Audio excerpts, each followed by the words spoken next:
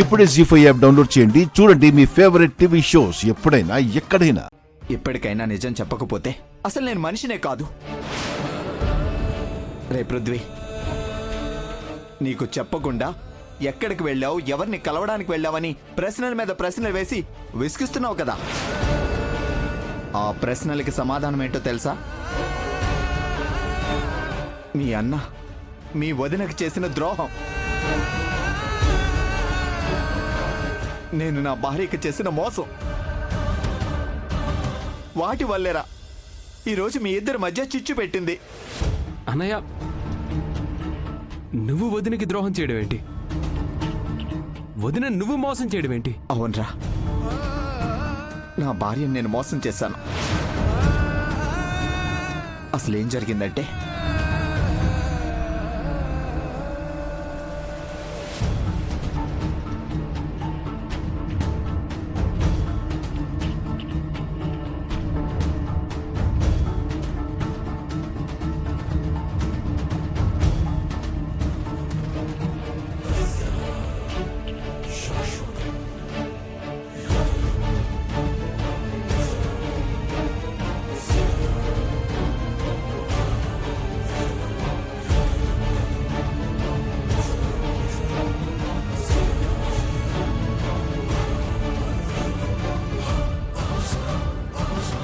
ఇప్పుడు చెప్పరా, పున్నమి నిన్ను మోసం చేసిందా? పున్నమి నీకు తెలియకుండా నిజాలు దాచిందా? పున్నమికి నీ మీద నమ్మకం లేదా? ప్రేమ లేదా? చెప్పరా.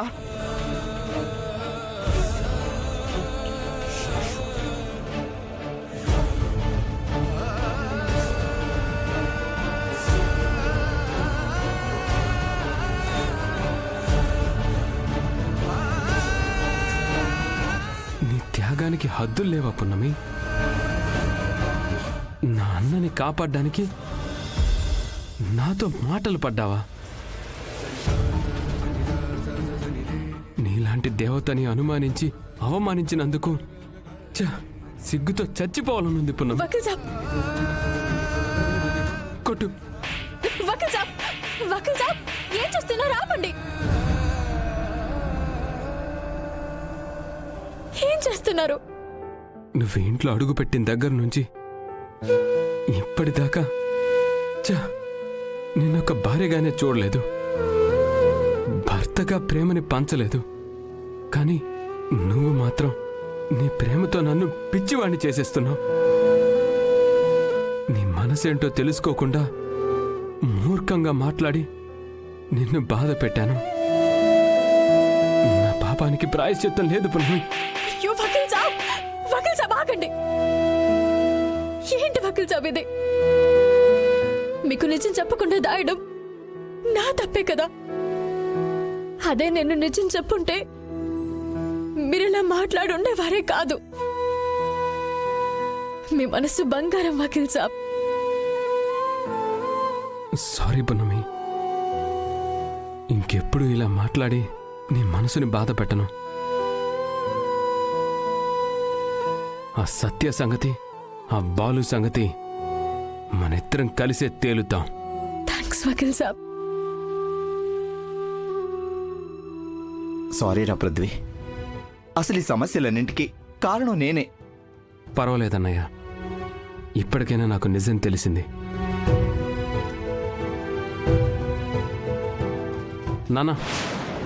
నానమ్మా, ఇలా చెప్తున్నానని తప్పుగా అనుకోవద్దు.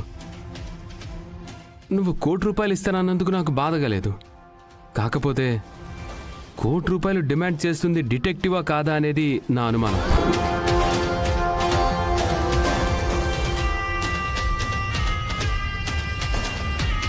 అవునమ్మమ్మ గారు, డిటెక్టివ్ ఫీల్డ్లో ఉన్న వాళ్ళు చాలా నిజాయితీగా ఉంటారు, నమ్మకంగా పనిచేస్తారు. అంతేకాని ఇలా బ్లాక్మెయిల్ చేసి వాళ్ళ ప్రొఫెషన్ని వాళ్ళ చేతులారా నాశనం చేసుకోరు.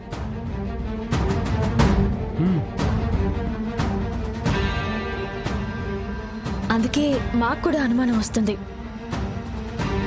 నిజంగా బ్లాక్మెయిల్ చేస్తుంది ఆ డిటెక్టివా లేదంటే ఇంకెవరైనా అతని పేరుతో చేస్తున్నారా అని. మనం తెలుసుకున్న తర్వాత ఈ డబ్బు ఇస్తే మంచిది అని మా ఉద్దేశం. అవును నానమ్మ.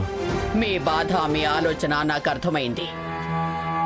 కాకపోతే మీరు నా బాధే అర్థం చేసుకోవడం లేదు. బ్లాక్మెయిల్ చేసిన వాడు నిజంగానే డిటెక్టివ్ అయితే నా కూతురు గురించి మనవరాలి గురించి వివరాలు తెలుసుకునే అవకాశమే లేకుండా పోతుంది. శాశ్వతంగా నా కూతురు నా మనవరాలు నాకు దూరం అయ్యే ప్రమాదం ఉంది. ₹1 కోటి కోసం కన్న కూతుర్ని దూరం చేసుకోలేను. అందుకే ఎవరు ఎన్ని చెప్పినా అతనికి డబ్బులు ఇవ్వాలని నేను నిర్ణయించుకున్నాను. నా నిర్ణయంలో మార్పు లేదు. చెప్పింది గుర్తుంది కదా? ఇంకా సేపట్లో భానుమతి మనం అడిగిన డబ్బులు తీసుకొస్తుంది.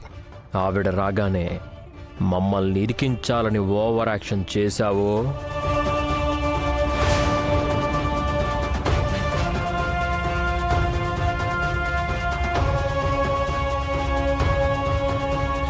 చంపి పడేస్తాను. నీకు బతకాలి అనే ఆశుంటే, బతక నేర్చిన తెలివుంటే సైలెంట్గా నేను చెప్పిన పని చెయ్యి. లేదంటే వైలెంట్గా చచ్చిపోతావు. అర్థమైంది సార్. మీకు ఎదురు తిరిగితే ఏమవుతుందో నాకు ఫుల్ క్లారిటీ ఉంది సార్. మీరేం చెప్తా చేస్తాను సార్. ఈ భయమే మాకు కావాలి. వాళ్ళు రాగానే మన దగ్గరున్న ఈ కవర్ని వాళ్ళకిస్తాం.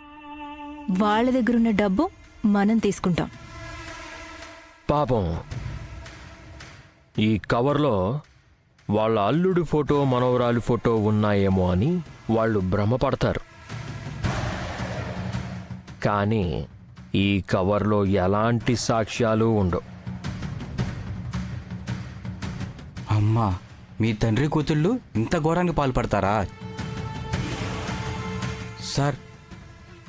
వాళ్ళ దగ్గర ₹1 కోటి డబ్బులు తీసుకుని వాళ్ళ అల్లుడు మనరాలు ఫోటో ఇవ్వకపోవడం అన్యాయం కదా సార్?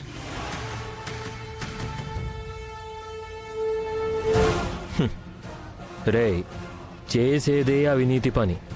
మళ్ళీ దాంట్లో న్యాయం అన్యాయం ఏంట్రా?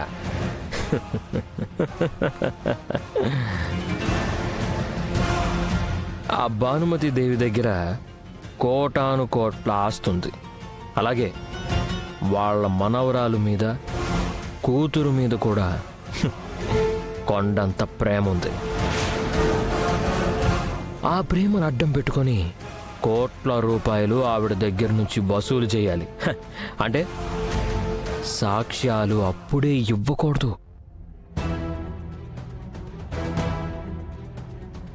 పాపాత్ములారా, మీరు ఇలాంటి నీచమైన పనులు చేస్తారని ముందే ఊహించానురా. అందుకే ఆ కవర్లో మీకు తెలియకుండా శివదేవయ్య కమలేల ఫోటోని పెట్టానురా. ఆ భానుమతి శివదేవయ్య ఫోటో చూసిందంటే అతని తన అల్లుడని నిజం బయటపడుతుంది. ఆ తర్వాత అత్త అల్లుడిద్దరూ కలుసుకుంటారా. దాన్ని మీ తండ్రి కూతురు ఇద్దరూ ఆపలేరు. జీ5 యాప్ డౌన్లోడ్ చేసి అన్ని ఎపిసోడ్స్ పూర్తి ఉచితంగా చూడండి.